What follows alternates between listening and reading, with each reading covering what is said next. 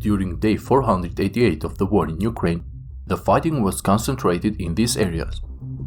Today, it was reported that the United States are preparing a new package of military assistance to Ukraine, which includes 30 M2 Bradleys, 25 Strikers, and ammunition for the HIMARS, Patriot, Javelin, and Stinger systems.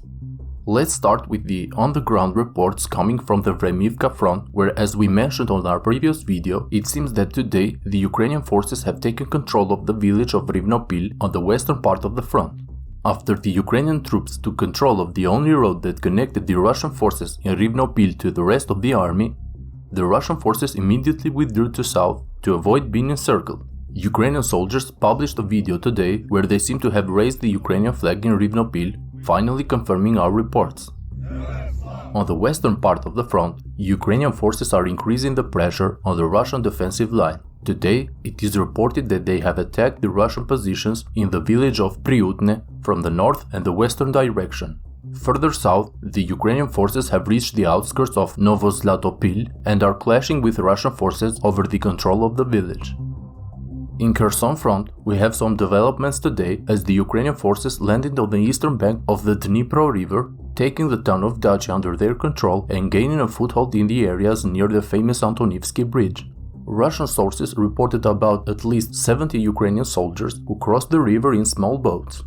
According to them, the Ukrainian forces that landed on the eastern bank of the river were held by their artillery and mortar groups to advance deep into the territory of Dachi. It remains to be seen how the situation will develop during the following hours, but it will not be easy for the Russian forces to repel the Ukrainian special forces in this area because Ukrainians do have the higher ground, and as we said above, the Ukrainian command has engaged a considerable number of fire support forces which have the task of stopping any advance of the Russian troops towards the Ukrainian positions.